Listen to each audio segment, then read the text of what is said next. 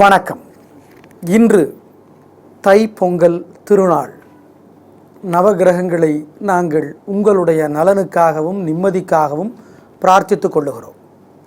நெஞ்சுக்கு நிம்மதி ஆண்டவன் சந்நிதி, நினைத்தால் எல்லாம் உனக்குள்ளே என்பார் கவியரசர் கண்ணதாசன். அவரவர்க்கு வாய்த்த இடம் இறைவன் போட்ட பிச்சை, அறியாத மானிடர்க்கு அக்கறையில் பச்சை என்பார் அவரேதான். இந்த மாதிரியான நல்ல நாளில் நாம் வேறு யாரோடும் நம்மை ஒப்பிட்டு பார்க்காமல் நமக்கு இருப்பதே சிறப்பு, இன்னும் அதை மேம்படுத்த முயல்வோம் என்கிற நிம்மதியோடு இந்த தை பொங்கலை கொண்டாட வேண்டும். பொங்கல் பானை வைப்பதற்கு நல்ல நேரம் பகல் 11 மணியிலிருந்து 12 மணிக்குள். அந்த பொங்கல் பானை அற்புதமான பானை. பானையும் மனுஷனும் பேசிக்கிட்டாங்களாம். பானை உடஞ்சி போச்சான். மனுஷன் சொன்னாராம், நீ உடஞ்சிட்ட அப்படின்னாராம். உடனே பானை சொல்லிச்சான், நான் உடஞ்சிட்டேன், திரும்பவும் நான் மண், திரும்பவும் நான் பானை, ஆனால் நீ அப்படின்னு பானை கேட்டுச்சான். மனுஷன் பானையை கும்பிட்டுட்டு போனாராம். எனவே பொங்கல் பானையை மதிப்போடும் மரியாதையோடும் பார்த்து அடுப்பில் வைக்கணும். வைக்கிறதுக்கு முன்னாடி விநாயகப் பெருமானை நினச்சிக்கணும், முன்னோர்களை நினச்சிக்கணும், குல தெய்வத்தை நினச்சிக்கணும். ஓம் மகரிஷிகளே போற்றின்னு சொல்லணும், பித்ருக்களே போற்றின்னு சொல்லணும், தேவர்களே போற்றின்னு சொல்லணும், அப்புறம் அக்னி தேவனே போற்றின்னு சொல்லணும், அன்னபூரணியே போற்றின்னு சொல்லணும். அப்புறம்தான் பொங்கல் பானையை அடுப்பில் வைக்கணும். இதெல்லாம் எதற்கு அப்படின்னு கேட்டிங்கன்னா, இதெல்லாம் இந்த மாதிரியான வழிபாடெல்லாம் முக்கியம். இவர்களினுடைய கூட்டு முயற்சியும் பொங்கல் நன்றாக அமைவதற்கு முக்கியங்கிறத நமக்கு சொல்லாமல் சொல்லுது இந்த வழிபாடு. பொங்கல் பொங்கிய பிறகு இறக்கி வைத்து சூரிய பகவானுக்கு படைக்கணும். சூரிய பகவானை போற்றுவது தான், சூரிய பகவானை வழிபடுவது தான் இந்த தைப்பொங்கலினுடைய அடிப்படை. 1000 கரங்கள் நீட்டி அணைக்கின்ற தாயே போற்றி, அருள் பொங்கும் முகத்தை காட்டி இருள் நீக்கம் தந்தாய் போற்றி, தாயினும் பரிந்து சால சகலரை அணைப்பாய் போற்றி, தழைக்குமோர் உயிரற்கெல்லாம் துணைக்கரம் கொடுப்பாய் போற்றி, தூரத்தே நெருப்பை வைத்து சாரத்தை தருவாய் போற்றி, தூயவர் இதயம் போலே துலங்கிடும் ஒளியே போற்றி, ஞாயிறே நலமே போற்றி, நாயகன் வடிவே போற்றி, நானிலம் உளனால் மட்டும் போற்றுவோம் போற்றி போற்றி என்று சூரிய பகவானை வழிபடணும். ஆதித்ய ஹிருதயம் ஒரு ஸ்தோத்திரம் இருக்கு. அகத்திய மாமுனி ராவணனை வெல்லுவதற்காக ராமபிரானுக்கு தந்தருளிய சுலோகம் ஆதித்ய ஹிருதயம். அதை படிக்கணும். அதெல்லாம் எங்கெங்கே கிடைக்கும் அவசரத்துக்குன்னு நீங்கள் யோசிச்சிங்கன்னா அதற்கு என்ன செய்ய வேண்டும் என்றால், ஓம் சூரியனே போற்றி, ஓம் அகத்தியனே போற்றி, ஓம் ராமபிரானே போற்றி, ஓம் அக்னி தேவனே போற்றி என்கிற மந்திரத்தை சொல்லி முடித்த பிறகு வீட்டிலே இருக்கிற மூத்தவருக்குத்தான் முதல் படைப்பு. பொங்கல் சிறுவர்களுக்கு அல்ல, படைப்பு பொங்கலுக்கு முதலாக வீட்டில் இருக்கிற மூத்தவருக்கு படைக்கணும். படைச்சிட்டு தான் அப்புறம் நம்ம சாப்பிடணும். ஏன் பொங்கல் அன்னைக்கு புது துணி உடுத்துறதே எப்படி உடுத்தணும், என்ன முறை? வீட்டில் இருக்கிற பெரியவர்கிட்ட அந்த புது துணியை கொடுத்து அப்புறம் அதை நம்ம வாங்கி உடுத்திக்கணும். அவங்களோட ஆசீர்வாதத்தை பெற்றுக்கொண்ட பிறகுதான் நம்ம பொங்கல் புது துணியை உடுத்தணும். அதுதான் மிக மிக முக்கியம். அதே மாதிரி சூரியன் தான் மூத்தவர். நவகிரகங்கள்லேயே சூரியன் தான் மூத்தவர். அதனால தான் மூத்தவருக்கான வழிபாடு இன்னைக்கு, மூத்தவருக்கான மரியாதை இன்னைக்கு முக்கியம்னு சொல்கிறோம். தை முதல் நாள் இந்த பொங்கல் திருநாளில் குலதெய்வத்தை வழிபடுறத மறந்துடக்கூடாது. சூரியன் செம்பருத்தி பூ போன்ற நிறமுடையவன், காசியப முனிவரனுடைய மகன். அவன் தினகரன் என்னும் பெயருடையவன், எல்லா பாவங்களையும் அழிப்பவன், நவகிரக நாயகன் என்பார்கள். எப்படி விநாயக பெருமானை வழிபடாமல் எந்த கடவுளையும் வழிபடுவது சரியாக இருக்காதோ, அதே மாதிரி சூரியனை வழிபட்டு விட்டுத்தான் மற்ற கிரகங்களை வழிபட வேண்டும். இன்னைக்கு கூட கோயிலில் பாருங்கள், சனி பகவானுக்கு முன்னாடி ஏகப்பட்ட தீபம் எரியும், சூரிய பகவான் முன்னாடி தீபம் இருக்காது. அப்படி பண்ணக்கூடாது. எந்த கிரகத்தை வழிபடுவதாக இருந்தாலும் சூரியனை முதலில் வழிபட்டுத்தான் மற்ற கிரகத்தை வழிபடணும். ஆகவே சூரியன் தன்னுடைய சக்தியின் மூலமாக நமக்கு ஜீவ ரசத்தை, அது என்னங்க ரசம்? தக்காளி ரசம் கேட்டிருக்கோம், மிளகு ரசம் கேட்டிருக்கோம். ஜீவரசம்னா உயிர் வாழ்தலை முடித்து வைக்கிறவனும் சூரியனுடைய வெப்பம், உயிர் வாழ்தலை ஆரம்பித்து வைக்கிறவனும் அவன்தான். எனவே சூரிய வெப்பம் நமக்கு நன்மையை மட்டுமே தர சூரியனை கும்பிடுகிறோம். சூரிய வெப்பம் எப்படி இருக்கும்? மார்ச் மாதம், ஏப்ரல் மாதம், மே மாதம் மிக கடுமையாக இருக்கும் இல்லையா? யார் சூரியனை முறையாக வழிபடுகிறார்களோ, பிரார்த்தனை செய்கிறார்களோ, அவர்களை சூரிய வெப்பம் சுட்டு பொசுக்காது என்று சாஸ்திரங்கள் சொல்லுகின்றன. எல்லாமே நம்பிக்கை தானேங்க, நம்புவதுதானே வாழ்க்கை. மாவீரன் நெப்போலியன், அவனை போய் ஒருத்தர் கேட்டார், உங்கள் படையில் மொத்தம் எத்தனை பேர்னார்? நெப்போலியன் சொன்னார் 1,50,000 பேர்னார். என்னங்க நான் பார்க்குறேன் கிட்டத்தட்ட ஒரு 50,000 பேர் தான் இருக்கும் போல், நீங்கள் என்னங்க இப்படி சொல்கிறீங்கன்னாரு கேட்டவர். நெப்போலியன் சொன்னார், அவங்களையெல்லாம் சேர்த்தி 50,000 பேர், என்னையும் சேர்த்துனா 1,50,000 பேர்னார். நம்பிக்கை தானே. ஆகவே தை திருநாளாகிய இன்று சூரியனை முறையாக வழிபட்டால் நமக்கு என்னங்க வாழ்க்கையில் நடக்கும்? அதை சொல்லுங்கன்னா, மார்ச் ஏப்ரல் மேல சூரிய பகவானுடைய தொல்லை குறைவாக இருக்கும்.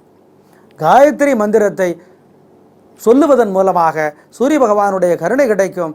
சூரிய வெப்பம் சுடும், ஆனால் பொசுக்காது அப்படின்னு சொல்லியிருக்காங்க. அதே மாதிரி இந்த சூரிய பகவானுடைய கருணை இருந்தால்தான் உங்களுக்கு தெரியும், கிராமத்து புறத்தில் இருக்கிறவங்களுக்கு தெரியும். குழந்தை பிறந்த உடனே கொஞ்ச நாள்லையே சூரிய ஒளி அதன் மேலே படணும்னு சொல்லி குழந்தைய சூரிய ஒளிக்கு காட்டுவாங்க. ஏன்? அதனோட ஒளி தோலில் படணும், உடம்பில் படணும். உடம்பில் பட்டாதான் வைட்டமின் டிக்கு உற்பத்திக்கு நல்லா இருக்கும்.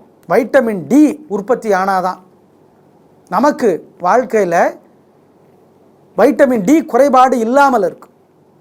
நம்ம குழந்தை டி குழந்தையாக இருந்தாலும் சரி, டா குழந்தையாக இருந்தாலும் சரி, வைட்டமின் டி முக்கியம். ஆகவே தயவு செய்து சூரிய பகவானுடைய உயர்வை, சிறப்பை இன்னைக்கு நினச்சி பார்க்கணும். அதை இளைய தலைமுறைக்கு சொல்லலாம். இப்போ தான் இணையதளம் வந்துருச்சு, அது பல வழிகளை தருகிறது, பல வழிகளையும் தருகிறது.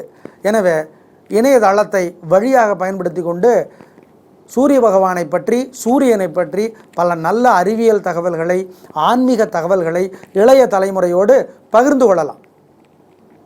அதனால் நம்முடைய இளைய தலைமுறைக்கு சூரியனுடைய மகத்துவம் விளங்கும். சூரிய சக்தி, சோலார் ஹீட்டர் கேள்விப்பட்டிருக்கிறீங்க, சோலார் எலக்ட்ரிசிட்டி கேள்விப்பட்டிருக்கீங்க. கன்னியாகுமரி, திருநெல்வேலி, நாகர்கோயில் பக்கமெல்லாம் போவீர்களேயானால் விண்ட் எனர்ஜி என்று காற்றாலை நிறைய இருக்கும். அதற்கும் சூரிய வெப்பம் மிக மிக முக்கியம். ஆகவே மின்சாரத்தினுடைய பயன்பாட்டையே குறைக்கிற ஆற்றல் இந்த சூரியனுக்கு இருக்கிறது. இது அறிவியல் தகவல். என்ன, ஆன்மீக தகவலும் உங்களுக்கு வேணும், அறிவியல் தகவலும் உங்களுக்கு வேணும். அப்படிப்பட்ட பெருமை உடையவன். கண்ணுக்கு தெரிகிற கடவுள், கடவுள் இருக்கின்றானா, கண்ணுக்கு தெரிவானா அப்படின்னு கேட்குறாங்க சில பேர்.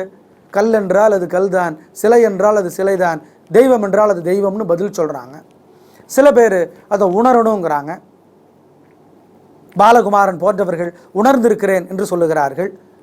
ஜெயமோகன் போன்றவர்கள் அது உங்களுக்கு நீங்களே உணர வேண்டிய ஒரு விஷயம் என்கிறார்கள். சுகி சிவம் அவர்கள் நிறைய ஆன்மீக தகவல்களை நமக்கு சொல்லி நீதான் உனக்கு கடவுள் என்று சொல்லுகிறார். இப்படி பலரும் பலவிதமான கருத்துக்களை அற்புதமாக சொல்லுகிற பொழுது அதை உள்வாங்கி, அதை யோசித்து, சூரிய பகவானுடைய கருணையும் சேர்த்து யோசித்தால் இன்னும் சிறப்பாக இந்த தைப்பொங்கல் அமையும். நம்ம நினைக்கிற மாதிரி தைப்பொங்கல்ங்கிறது சாப்பிட்றது மட்டும் இல்லை. நம்ம பண்டிகை, நம்ம யாருனாலும் என்னன்னாலும் பொங்கல் அப்படின்னாவே சாப்பிட்றது தான். பண்டிகைனாவே சாப்பிட்றது தான் நம்ம கணக்கு.